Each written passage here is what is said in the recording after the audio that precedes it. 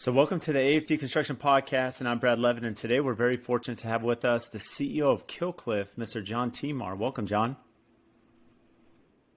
Hey, Brad, great to be here. How are Doing you, man? very good. I was very excited to have you on. Not only have I heard so many good things, and you and I have spoken offline, but the Yeah. connection with the Navy SEALs and what you're doing now with Killcliff, which I'm a huge fan of Killcliff and everything you're doing.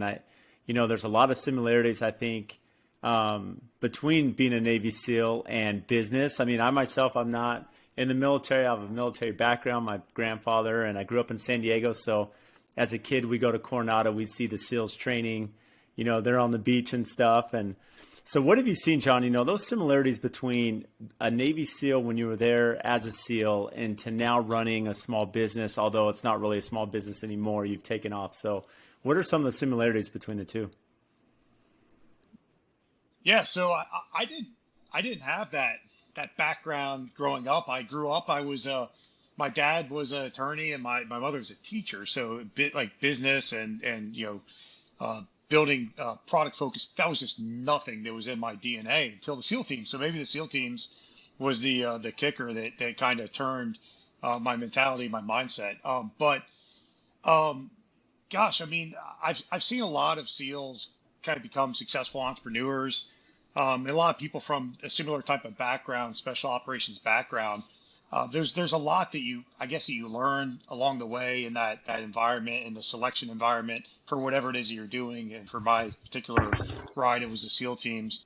It translates to small business, entrepreneurial type of endeavors. There's a lot of stuff. Well, Where do you yeah, want me to that's start, interesting. Brad? You used a term I never have heard in business, but it just got me thinking. I wrote it down. You said selection environment. And you think about in business, selection environment, right? We're selecting the products that we're either producing or supplying. If we're in customer service, you're selecting the customer base, the employees, the training and all that stuff. Maybe we dive into Navy SEALs because I think it's really interesting. For any of us, it is a selection process. It's not like anyone who wants to be a SEAL can be a SEAL. So what goes into that selection Right. process? As far as your training, I remember seeing the Navy SEALs in the wintertime in full fatigues laying on the shore as that break's hitting them in the middle of winter. And that's brutal. And they just sit there Yeah. for hours as that water's hitting them. And you're not fully submersed in the water, so you don't have that. You can't acclimate. So you're just getting hit with that breeze and that shoreline break. Man, those are great memories. Just hearing you say Did that you and go through describe that too? that visual. Yeah, well, I mean, for now let's just put it in the timeline. When I was a SEAL, and when I went through and started, the whole process was in '95. So clearly, a lot's changed since 1995. So I'll tell you there's some commonalities from my experience that probably still hold true today, for sure. So selection started. It's just a big pool of people, and initially they're looking for physical and psychological profiles of people that are likely going to be successful, because it's a total crapshoot when you put people in. I'll speak from what I know, which is the SEAL teams and BUDS training and the whole environment process to become a SEAL. When you put people into that, I mean, it's so hard to know which person exactly is going to be the one that makes it through, because there's a level of, you can test people psychologically for how they might respond to certain types of stimulus, how they might respond to certain types of stress, and evaluation type of format, right? Which is something you go through and you get screened in boot camp. It's just basically, is this person stable, and are they at some minimum level of intelligence that they can have a chance of being successful, right? So that's as literally that's the psychological survey going into it. There's also an element of, can you pass a basic physical test where you can meet the minimum requirements on day one. That's all I care about. Can you meet the minimum requirements on day one? So you have a pool of people that try out. When I went through, and from that pool of people, the day I tried out, there's probably about 500 of us that tried out at boot camp. And then from that 500, there was, I mean, probably maybe 10% were through that first phase. They were going to have an opportunity to go continue on to actual SEAL training and see if they could make it through.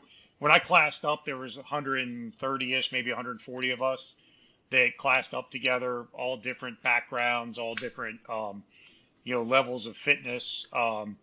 And when of that group of 130th that went through training, there were around, I think there's about 8 of us that graduated that went straight through of that 130. So um, it was obviously very, very challenging. There was a huge attrition rate. And they tested us on, it's just one big mental test. It's test of mindset over and over again, because that you get to a point, it's almost obnoxious to the level of physical beatdown, to where even if you're the strongest athlete in the world, you really can't continue to like physically compete at a high level. So what keeps you going at that point is just mental toughness, and they're testing mental toughness and resiliency, and more importantly is your mental toughness and resiliency in a very, very like consummate state of stress. And what they pay attention to is your attention to detail at a very high level of stress, because proven over time, it's those attributes that allow people to be able to do missions successfully, like you probably saw over the last weekend. A lot of social media out there about the Bin Laden raid 10 years ago, right? So to be able to perform at that high of a level at a very high success rate with very little flaw in a very complex plan without much in terms of contingencies, you have to make sure the people that are going to be on this team together, they're going to perform these complex operations, are able to do at a high stress level, high attention to Yeah, and I detail. think that's the So that's what you're Yeah, being and that's the tested for. correlation. I mean, I want to get into that high stress level and how that relates to business, which we can all relate to.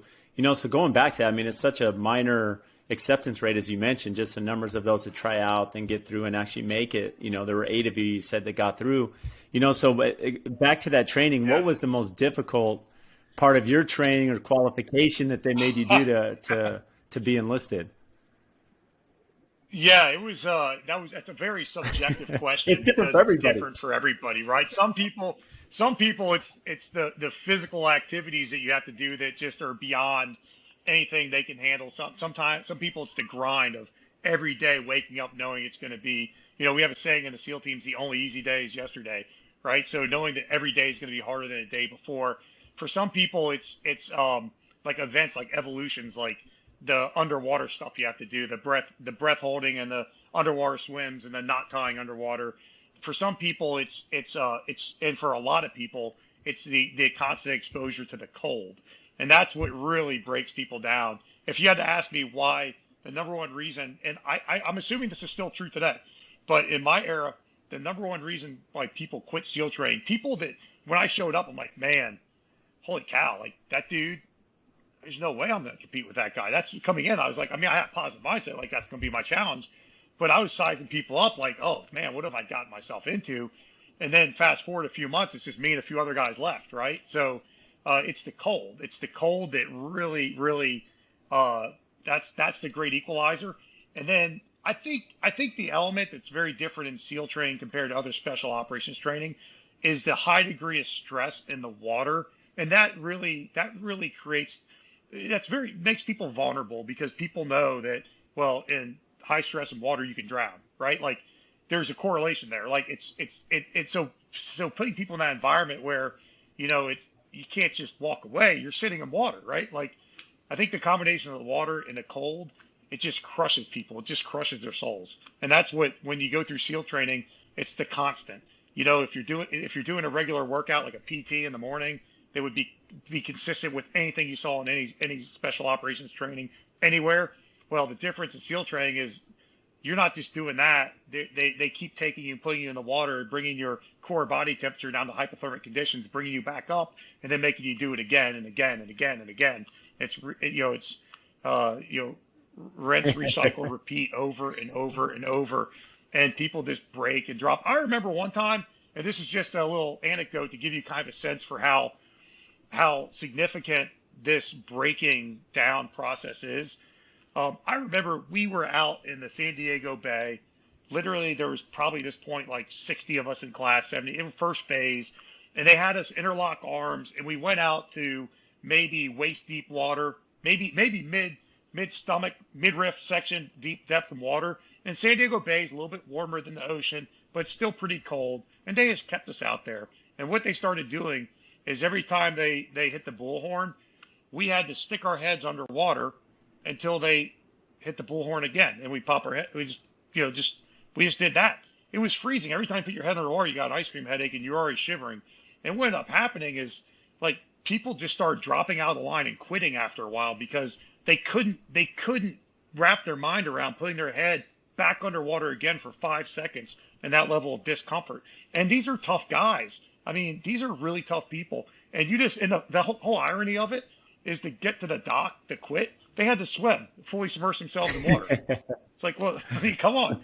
You're going to stand here and do it. Hey, I mean, we'd sing songs and kind of make it fun and, cheer each other on and lots of smack talk. But the reality is that's the real, like, I had friends that went back and became SEAL instructors, and they can talk to you really, really detailed about some of the stuff that's done to you to break you down. But from my perspective as a guy who went through the training, like, they take you, the great equalizer, the cold, the water, that's very unique about SEALs.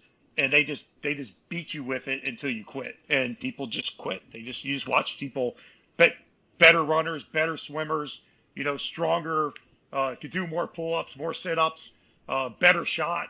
Those guys just drop like flies. It's interesting because I had a friend that was in the SEAL training, many years ago, and he said very similar. I mean, the hardest thing for him was laying in the shore, interlocked, as the waves crashed.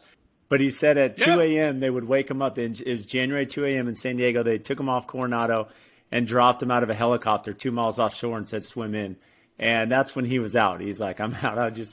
I couldn't do it. He said he swam for about 100 yards in the middle of the night, middle of the morning, out there in the ocean. And then he had to get on the raft, which disqualified him. But, you think about that. I mean, but that's the mentality, right, that you're talking about, John, is that really – they're trying to stress you out to a point of where they can break you, right? Break you mentally, physically, where you don't want to go on, to make sure that you can attest or stand in those high stressful situations when you're serving a country and you're overseas. Yeah, that's absolutely, that's everything you said. I mean, that's exactly what they do.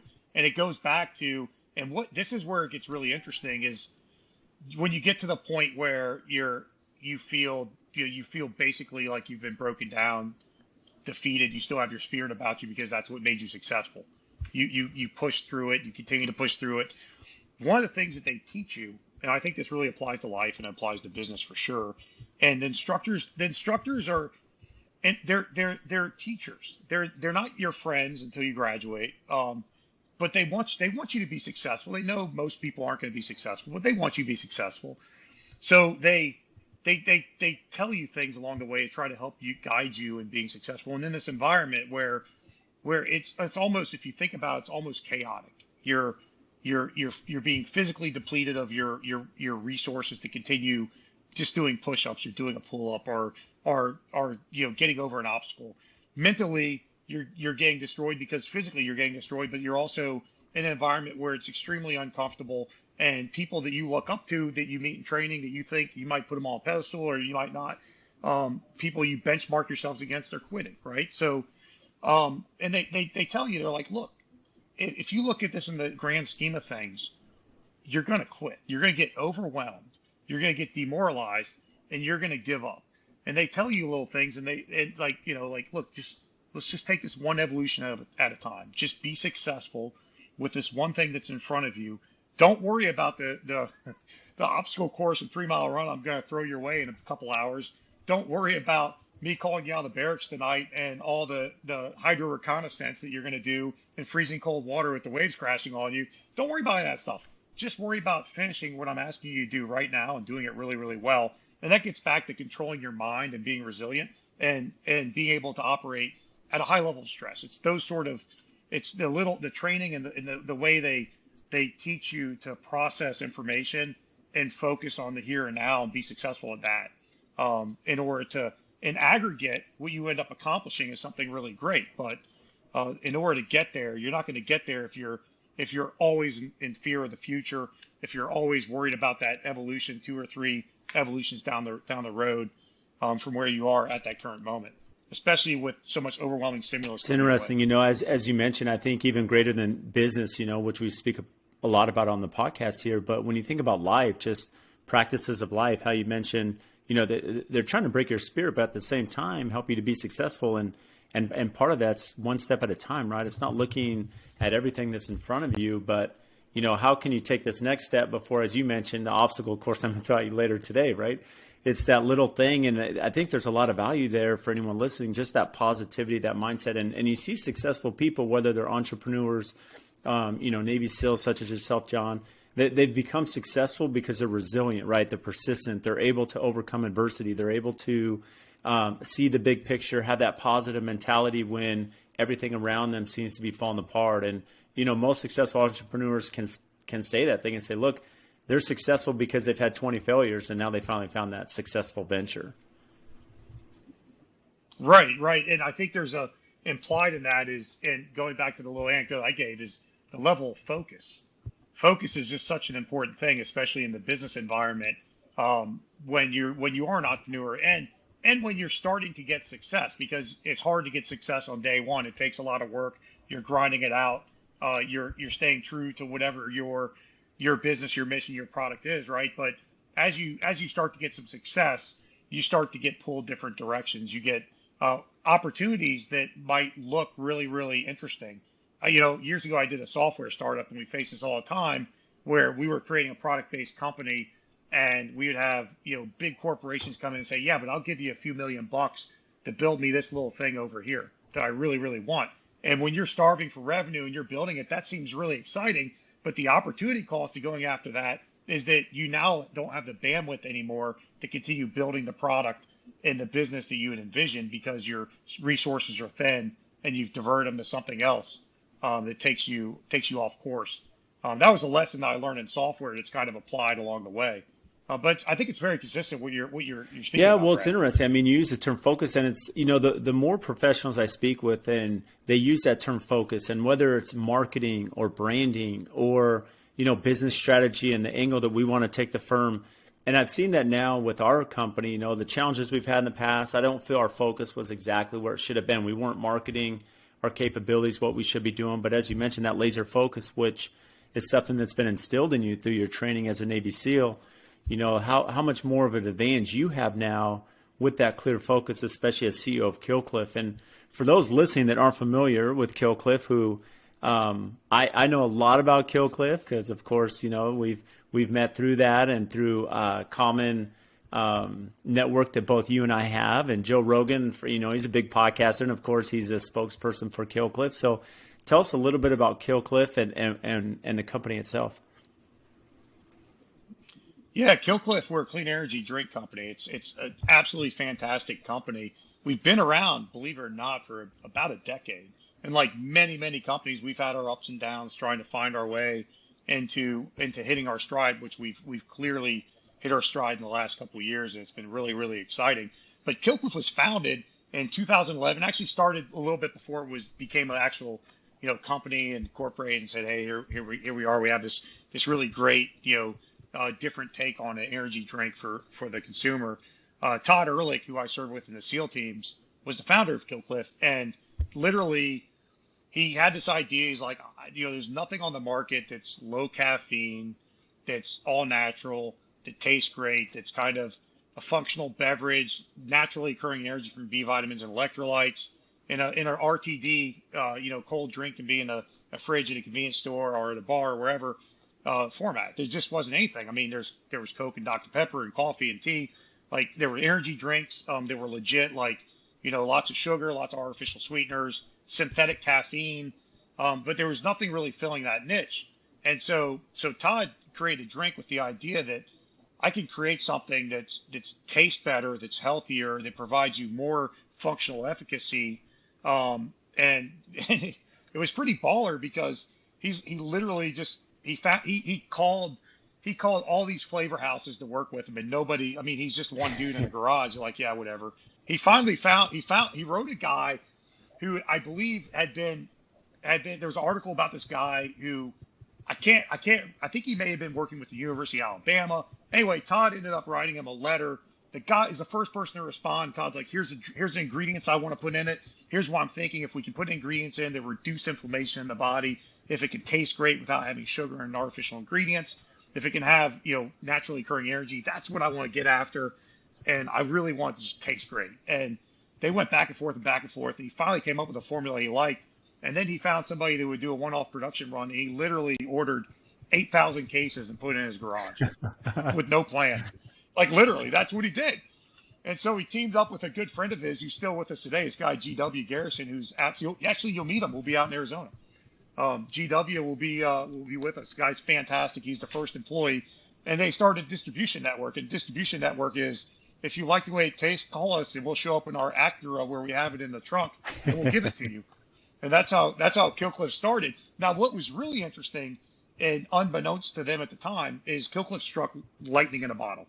What ended up happening is it didn't take very long. It was right at the time that the CrossFit community was becoming this thing, and it was becoming really popular. CrossFit had kind of began popular in the latter part of the decade before, but it wasn't until like 10, 11, 12, like it really started to take off and manifest and become this super popular sport with athletes and games and big sponsorship dollars. What really made that sport happen is when Reebok showed up and said, "Hey, we're bringing real money to the table. Winner of CrossFit game gets $250,000. Like that changed everything, and that's when it became real. So that happened to coincide with the timeline of Todd creating the drink, and all these guys. By definition, we had guys in the SEAL teams who were doing CrossFit and drinking Killcliff, supporting the brand. Guys in Army Special Operations, same thing. So we had all these people that were kind of doing CrossFit in Killcliff, and word just got out. It was very viral, and it just took off in a very viral way. And the company literally exploded overnight from this is a few cases in a garage to holy cow, we have thousands of CrossFit affiliates selling it at their point of sale. We have big athletes that we're sponsoring and sending to these athletic events. We have beer distributors bringing in and taking in convenience. And we just had this one drink. We had an orange drink that we called Tasty, and the can had the crosshairs on it like a target from a sniper rifle, so like a scope. So that was how the company started, and it went from 2011 to 2015, just totally organic, from the 8,000 cases in the garage to becoming this drink that proliferated and it just grown consistently triple digit year after year, in a very awkward way. Killcliff then and today does absolutely nothing like the rest of the beverage industry. We're a unicorn. We do it entirely. Yeah, so talk about that, because I mean, before we get into the unicorn side, which fascinates me, because I know you're more of a non-traditional business, if you will, in a traditional business marketplace, right? Which for those that aren't familiar with at least food and beverage and bottling, it's a totally different market. But right. When I was speaking with John Brinkus, who was on the podcast, early on, and that was his big thing. He's like, I don't eat sugar. I stay away. It's healthy things, and he was really big on Killcliff at the time. That it's, this is an energy drink without all the loaded artificial caffeine and sweeteners and other things you see right. with these other name brands that are out there in the market that aren't healthy for your body. And that's where I know that's why it took off, especially in the athletic scene, or Joe Rogan, why he's part of that, as well as the CrossFit circuit, because right. of that natural element that's part of the drink. Yeah, the product attributes for sure, Brad. That was a big draw to a lot of people. That's why guys like Rogan consumed it. So, the brand there were a couple different attributes about the brand that propelled the early days of growth. And for example, we've talked about Rogan a couple times. He's been drinking the product for 4 or 5 years. Like, it's not like it's a new thing for him. It's only most recently that we've kind of built a partnership between our organizations, right? But he's been organically just consuming it, and because it has all those attributes. So early on, the brand had these three things that attracted people to it. One is it was the product attributes, that it was exactly everything you just said and I said. Two was the brand had this military connection to a very tough community. Generally speaking, the SEAL community. Everyone knows the training's legendary.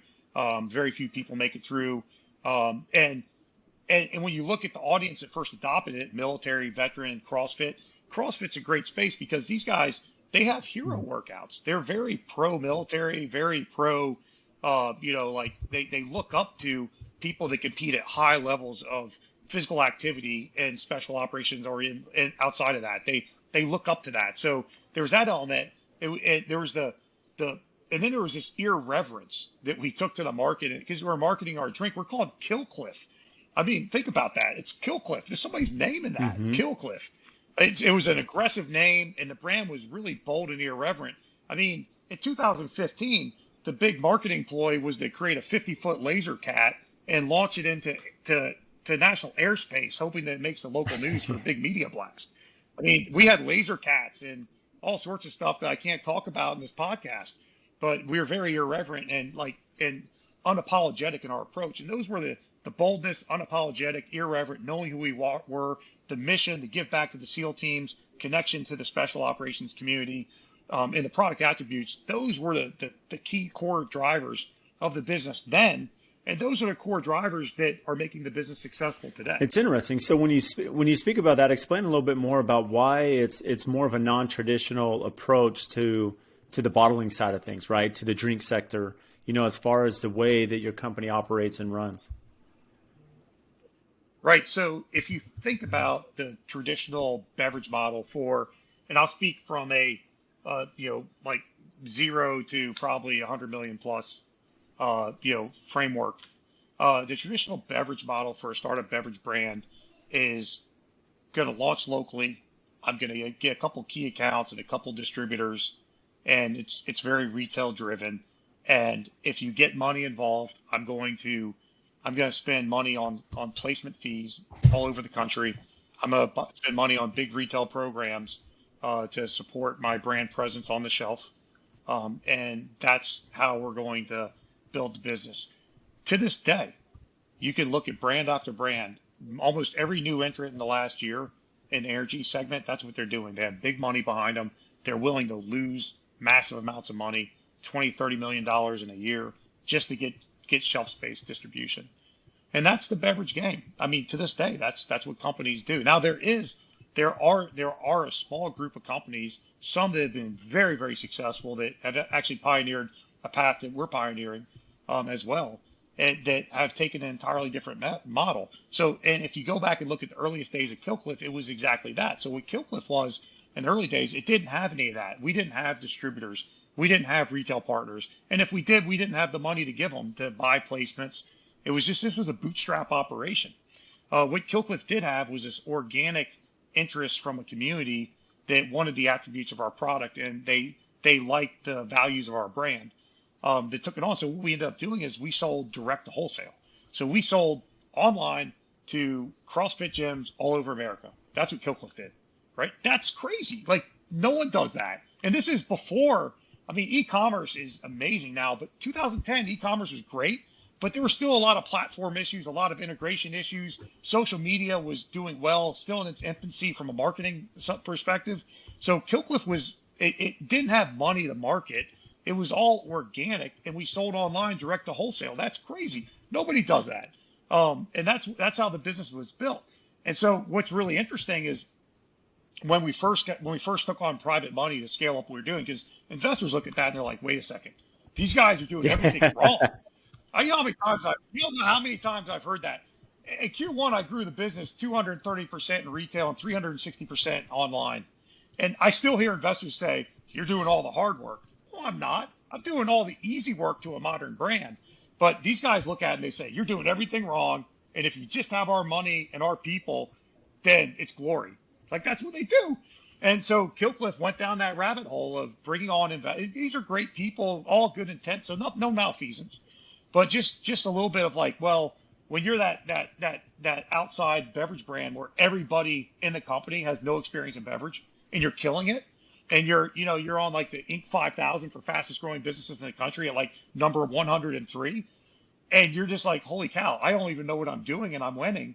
And you have people that have won and won and won over and over again coming to you and saying, hey, I can win with your stuff. Let me put some money in here and we're going to do this. We're going to take it to retail. We're going to go down a traditional beverage model. It's easy to be lured into it. And unfortunately, in the course of the Killcliff history, we had a little sidebar excursion where we went down that path, and we lost control of the brand, not from necessarily the investor standpoint, but we lost focus. The original people washed out. There were a lot of challenges that happened during that time, and we lost our identity for a period of time. Those things that I talked about that made us famous, that we were bold, that we were irreverent. Our product attributes were always there, so the product was good, but we also lost we didn't lose our commitment, but everything was packaged up in a way that was wrong for us, that didn't represent who we were, and we went through a bit of an identity Well, crisis it's for a few interesting. I years. mean, going back to the focus comment, I mean it tends to happen. You start diversifying, or you're starting to look at a new venture because you're trying to bring on private money, Right.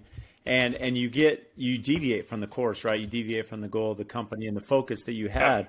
And what's fascinating to me, John, because I know that this is a big part of your role, is working with investors. I mean, anyone that's had to raise capital, work with a private investment group, it's very difficult to get them on board when you're doing something that's non-traditional. When they look at the bottling industry, and there's this, as you mentioned, you raise capital, you're trying to get distributors out there and get the marketing out Right. there and put a lot of money behind that as you're trying to build that audience out there, right? Those silent salespeople to join the culture, whatever that energy drink is, and then of course get that shelf space. Whereas you're like, no, we're going direct to consumer, direct to wholesale, direct to CrossFit gyms. Yeah. So how did you bridge those conversations with the investors to help them understand that, hey, although our business model is different than anyone else, this is successful, and there's a lot of reasons why.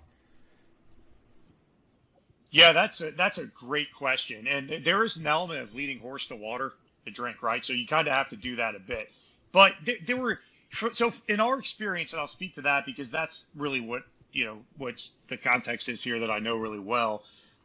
We had, and I kind of, when I look at businesses, because I fell into, after the SEAL teams, I kind of fell into this I guess this, for lack of a better term, this career of working with companies that were stressed for various reasons and trying to turn them around, typically VC backed or private equity backed.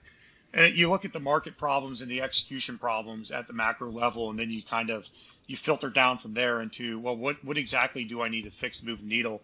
With Killcliff, there were a lot of things that we had to create a realignment of our business, but there was also an element of, all right, so we don't have a ton of money in terms of just money to throw it. We can't have a bunch of bad investments, would be really bad for our brand. We just don't have them.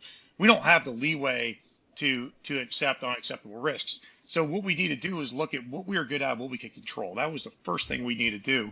And then to your question, Brad, what we need to do is unpack that and say, okay, if we focus on what we can control and we make that as successful as possible, it might look different from what our investors are comfortable with in terms of process, in terms of focus, but the outcome will speak for itself. So we create a proof of concept around these outcomes that we think we can achieve through the means that we're going through, and it's kind of a process, and you build confidence that way. You build confidence. We've taken very non-traditional approaches to marketing.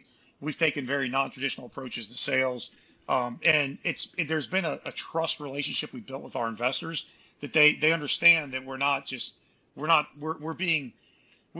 implementing a level of fiscal stewardship in our business, that we're not going to make a bunch of crazy wild bets they're going to sink the ship, or they're going to undermine our opportunity to grow or waste capital.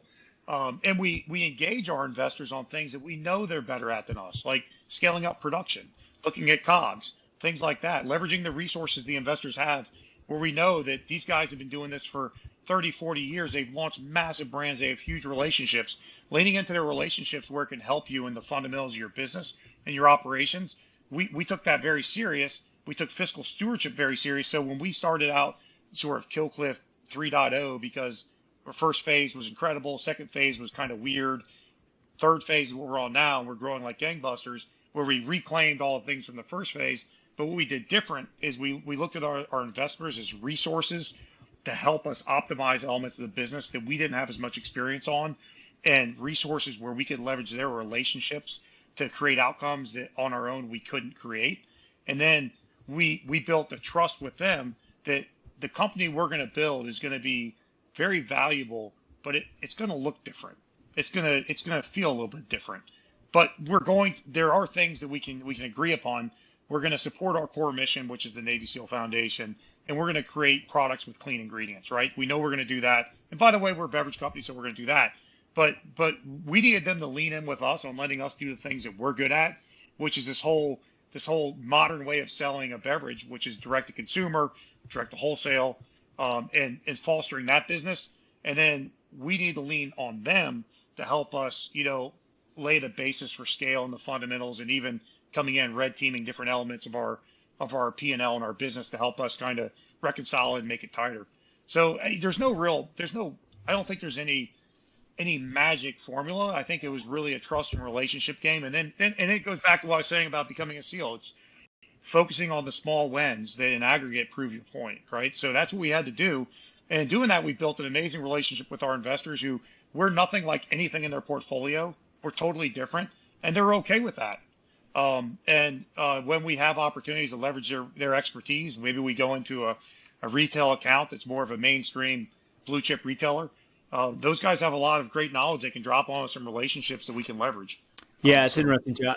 Yeah, that's how we yeah, it's run it. it's funny because you think about any successful company, and the more CEOs and executives I speak with, right? It's a common theme in the sense that, you have to hire people that are better than you at certain positions, and you have to rely on them. You have to empower them, give them the resources, and you don't micromanage. I mean, you have to be in tune with every aspect of the business, as any CEO or business owner is. And it goes back to, I know, John, you and I spoke about this offline. When you think about Navy SEAL, well, how much more important is that, right? You're reliant on the skill set of those you're serving with, those fellow Navy SEALs that have different skill sets, and even more so as a SEAL because your life's dependent on that, right? Your life's dependent on being able to trust that fellow SEAL. And in business, your life may not be dependent on, as we know, but your business and your acumen and your target or focus is dependent on everyone who represents that brand. And so you think about that, as you mentioned, that's why you're targeting investors that get it, right? That say, okay, John, well, I believe in you. I believe in the Navy SEAL Foundation, things you're doing. I believe in the product, but I have this talent or I have this connection, this resource from, whether it be branding or whether it be distribution or, cost of goods, whatever it may be to help, build Killcliff. Right, that's exactly right. And to go back to the Navy SEAL point that you brought up, Brad, when you're operating in SEAL teams, operating at a high level, there's extreme interdependencies, right? You're not doing it alone by yourself in a vacuum. If you're doing something, like a ship assault, or you're going and raiding a compound, or whatever you're doing in the SEAL teams, everyone has a role and responsibility, and they can be a bit fluid in an operational environment. But the long story short is, when you're in a platoon, you're assigned those responsibilities, and you become the expert for the life of that platoon on whatever that is, whether it's communications, whether it's demolitions, whether it's small arms, whether it's engineering, everything that goes into having a viable platoon. The thing is, we cross train a lot, so everybody kind of knows how to do everybody else's job to a degree. But when you're operating, you cannot be looking over your shoulder wondering if your teammates doing what they're supposed to do. You just have to trust that they're doing what they do. And when you see great teams, you see it in professional sports all the time. It's an interdependency. And when you're executing at that professional level in basketball, football, whatever it is, you see that when they're calling a play, their expectation is you're going to be in that zone that you said they were when they're going to hit you with the pass, right? So it's the same thing when you're operating in the SEAL teams and you're doing an assault, right? There's a way in which you interact and interoperate with your teammates, with your support resources, and it becomes expected that you're going to be interdependent at that high level. Now, if somebody goes down, you certainly have contingencies, how you're going to cover their responsibilities and all that stuff. But that's what makes teams great. That's actually, to me, that's the cornerstone of teamwork, is the interdependency, right? Because everybody's, there's always the common picture of all these people rowing a boat, right? But I like to think about, because in a real team, everyone's doing these different jobs to the best of their ability towards a common outcome, right? And so I find that to be particularly true in the small business environment, where if you want to see a small business not grow, find a owner or founder or leader Yeah. that micromanages.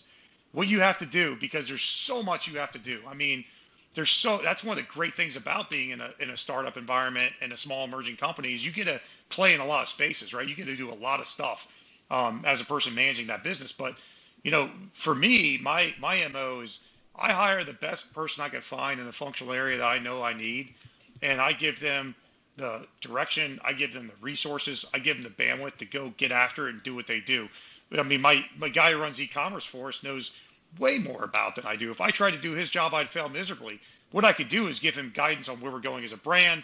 I give him feedback on, looking at his numbers independently on what I think might be working, lean into this, what might not be working, independent perspective. But execution and what he does across all of our paid and organic channels and our platform and our email and all that stuff, like that's that's what he does really, really well. I have other people in the team that do, like, I have built a retail presence. It's a secondary priority of mine, but it's there, and it's growing and it's doing really well. Well, that guy does that job, right? So we all have our responsibilities and our dependencies, but I hire good people, and I actually really I value work ethic and enthusiasm over industry experience for many roles because a lot of stuff can be learned.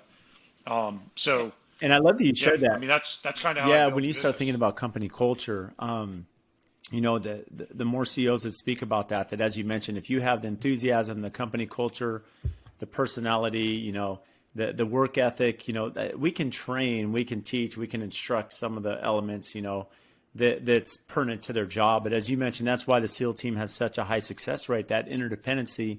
Everyone's so locked in on that baton handoff, on what their role is. And I love that you brought it to the sports analogy too, as well, because I'm a huge sports fanatic myself. And I'm always fascinated, especially in the NFL, how, you have these organizations with hundreds of people and teams and employees. And why is it that a lot of the same franchises are always successful, right? Because there's this culture and they get it. And then they have the right people on board, whether it be the head coach or the quarterback. And you've seen that because there's so much that's true to that, right? Whether you're a SEAL team or an athlete or a business, a small business, especially as you mentioned, small businesses are going to be successful if the owner doesn't micromanage and they learn how to empower the rest of their team.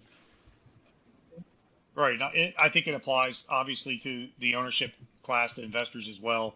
They're involved in the business. Getting back to where we started this this discussion, and maybe that's something you've seen in some of the interviews you've had and investors you've worked with. But that's kind of what we established is we've established a level of interdependency in a positive way with investors that are involved in our business, where these guys are they're covering down on things that we're And not great at, and we're good at a lot of things, but there's things that we're just not great at. This is the nature of where we are as an organization, and yeah, we can absolutely. And, improve. and how do you manage that difficult conversation? I think about a conversation with my clients where I have to sit down and explain to them cost of goods, is changing because of COVID or delays, right, from material or lumber that we've seen. I mean, these are a lot of conversations I'm having with my clients. But on your side of things, here you are, Killcliff. It's a successful company. It's branded, but you have the very respectable arm, the Navy SEAL Foundation, right? You're big in the community, you're big in charity and giving back and donating. So investors seem to be a little finicky at times when they're looking at the balance sheet or income statement, and there's still the charity arm. I mean, how do you massage or manage that as you're growing as a company, investing back, right, in the SEALs and our military? How do you handle those conversations so that the investors aren't just looking at the bottom line, but the big picture? Yeah, and that's a really a terrific question because I've sat on a bunch of panels in the last I'd say 6 months on the very topic of this idea of the there's a word for it, and maybe it's just being a socially aware Hmm. organization, whatever that might mean. For us, we happen to support a military organization and a military community that represents all walks of life, right? That's great. But our first and foremost, we're focused on supporting an organization where we know they're going to support the families of people that are putting themselves in harm's way, right? So that's just to give you a little context. So it's been an interesting discussion because there's a lot of companies that they speak a big game, but they actually don't put their money where their mouth is. And we do, and it's been hard. It's been hard at times. There were times in the early days of Killcliff, no kidding, I kid you not, where Todd Ehrlich he was cutting checks to the Navy SEAL Foundation before he knew how he was going to make payroll, right? That's how important the mission was. And so when investors were coming on, there was this sort of connection, like this is this thing that we do that's in the DNA of the company. And if you're not willing to support it, then we'll find other investors. We're not that desperate. And that's the approach we took. So we found alignment and made it easy. But one of the things that we've done in the last couple of years, just to be ingenuitive, because we want, like, one of our goals is to be the largest. We want to be the largest sustainable partner to the Navy SEAL Foundation in terms of, just supporting them with donations all the time. And obviously that's difficult to do. And what we did is we started building. We brought in new partnerships to our brand. We started looking at those partnerships and said, okay, how can we use this partnership to serve our ultimate mission, right? So I'll give you a great example. So we're sponsors of the largest and most successful mixed martial arts team in the world, Sanford MMA. They're aligned with Sanford Healthcare, which is the largest rural provider, I believe, of healthcare in the United States, and they're aligned with a few other organizations. So we came on as the exclusive energy drink and CBD beverage sponsor. And when we built that, we kind of leaned forward when we built that relationship. We're like, we don't really have the money for this. We're going to figure out how to do it because we think it's really important to the DNA of our business, and it gives us access to fighters and influencers and a marquee property that we can build our brand around. So how do we do this? So what we did is we created a relationship with them where they, in turn, because we support them, they're going to support us with our mission to raise money for the Navy SEAL Foundation. So Sanford MMA and all the fighters in their portfolio have gone to great lengths to help raise money for a Navy SEAL Foundation, which in turn for us, it becomes a sort of P&L neutral thing because we're accruing for a donation that we give, and we have partners that help support those donations through their own fundraising efforts. So in that way, we're able to like, it's kind of like it's a win-win for everybody. It helps us out. It helps us raise more money than we could otherwise give them. It becomes a sustainable funding stream for us. It allows us to activate around lots of fighters, and the Navy SEAL Foundation benefits from it all. So I mean, that's kind of how we approached it. So one, we found investors and partners that were aligned with our mission, and then we took a different approach and said, well, why don't we activate our partners so that they help us raise money? So that makes it a lot easier for us to hit our goals every year, and it allows us to increase our goals, the amount of money that we're raising. So I love that because I've seen companies, that have that core value, giving back, some sort of charity aspect, and they don't deviate, right? No matter how tough the times, the recession, whatever may come, they have that core value, and they're going to make that a priority. Those are companies that tend to be a lot more successful because their focus, right, is on that aspect. And if you have those core values as far as the charitable aspect, well, it's going to dictate how you're running your business, right? How you're treating your customer base, how you're treating your employee staff, right? That there's a cycle through, and as you sell your team on that vision, as you sell your investors, right? There's this collaboration and synergy you wouldn't otherwise have. Absolutely. And that's exactly, I mean, I couldn't have said it better. I was just, describing it in a roundabout way, but that's exactly what we've done. So every partnership we go into now, they're raising money for Navy SEAL Foundation. Man, that's amazing. And so from a marketing standpoint, not that you're going to leverage, hey, we're supporting, the Navy SEALs, and this isn't a reason why you should be purchasing Killcliff, right? Although that's an element to it. When you start thinking about marketing and branding, you see companies that look at an influencer and how they can benefit the brand, right? I know early on Nike, right? And Jordan, they had this vision, and Oakley did the same thing with their sunglasses, having Andre Agassi and some others. So how has that impacted when you look at whether the CrossFit community or Joe Rogan or others? I mean, how has that maybe non-traditional marketing approach assisted at, the focus of Killcliff? We've been really, really focused on organic brand growth. And that's a really important thing to us. And it's a differentiator. I've been asked this in other podcasts, like industry panels. Are you worried about other beverage companies coming in, kind of usurping your business and doing what you're doing? Are you worried that, and some people view the COVID as changing consumer buying patterns, maybe accelerating it 10 years into the future in terms of buying online instead of going to the storefront for certain products. Maybe that's true. I mean, our experience revenue-wise is that, that could be true. But I'm not that concerned about new entrants that are trying to cop our business model, and I'm not that concerned about increasing competition in the e-commerce marketplace because we've done it organically, meaning it's in the fabric of our partners and our influencers and our brand. And that's something that you really can't just put a price tag on. It's hard to go spend an equivalent amount of money to get the same effect. If you go endorse LeBron James for an energy drink, which I think just happened somewhere, that's great. I mean, everyone knows what that is. That's a big brand endorsing LeBron James. How much authenticity does it have? Is it authentic? Are people going to say, I'm going to go drink that now because his face on? Maybe. maybe, but if like what we've done is we just focused on organically strong relationships, and then we supported and created alignment with the types of partners and influencers that we work with, that we're giving them what they need to pursue their goals and to win whatever winning is for them.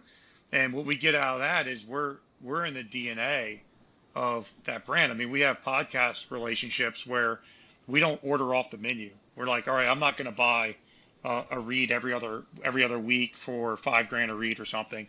Instead, we're like, you know what? I don't want to order off the menu. You guys talk about us whenever you want to talk about us. I'm going to give you guys this, and I want to be part of the fabric of your organization. And that's the approach we've taken. It's very different. It can be a little bit slower over the long term to grow, but it's more authentic.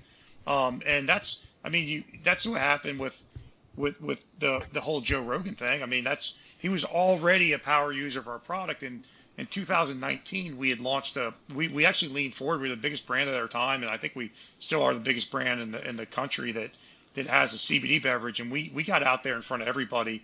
And, it was a little bit of a risky venture, but we saw so many of our core consumers in the functional fitness community, MMA community, military, veteran community, all using CBD as a different approach to managing their physical and mental well-being.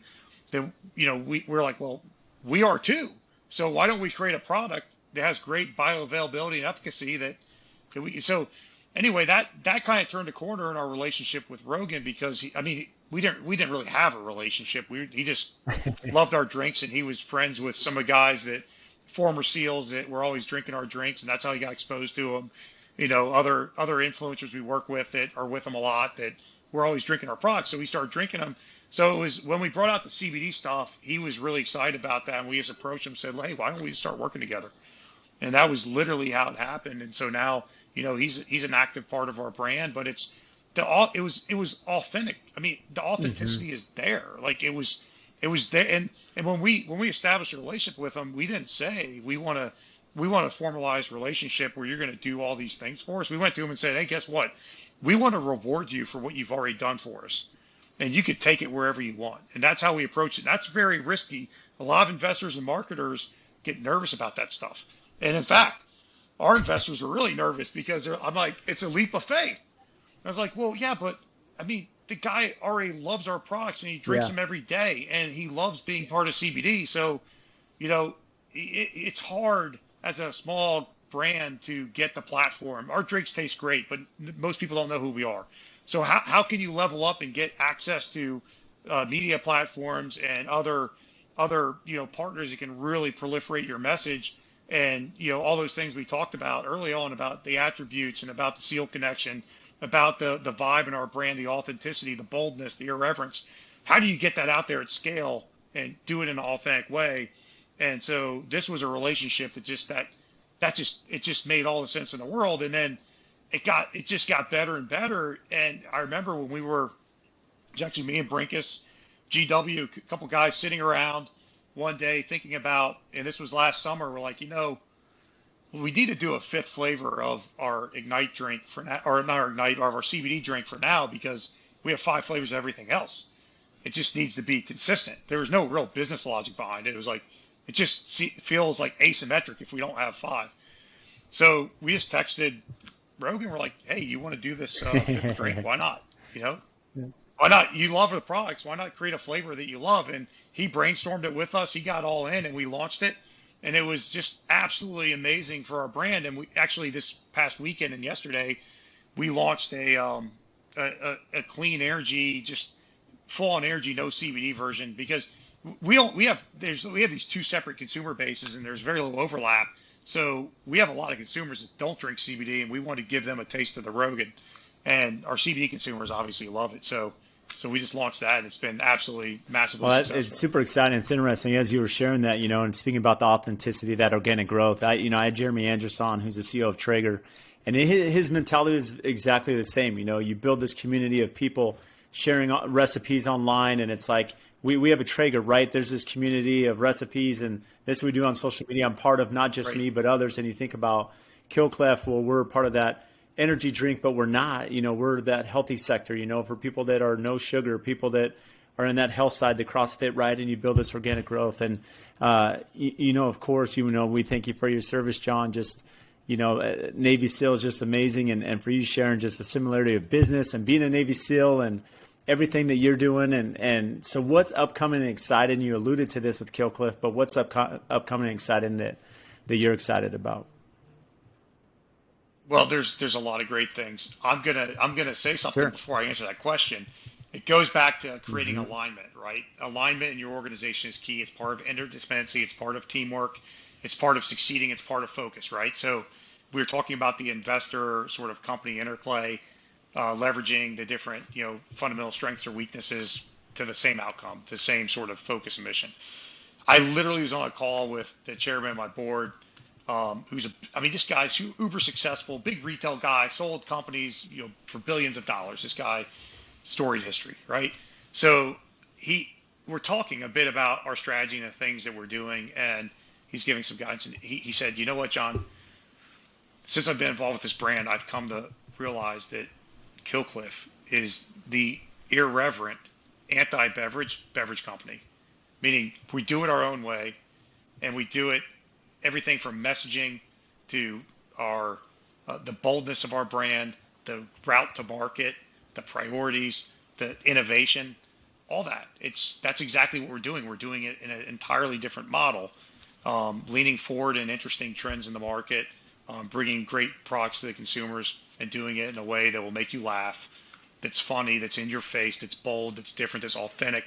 And if you want it, we're going to put it right in your mailbox. Well, it won't fit in your mailbox, so put it in your porch. So it was really hearing him say that was great, because it means that we've created that alignment, which we were working on doing, and so that was incredible. So there's a lot of things in store for us in Killcliff.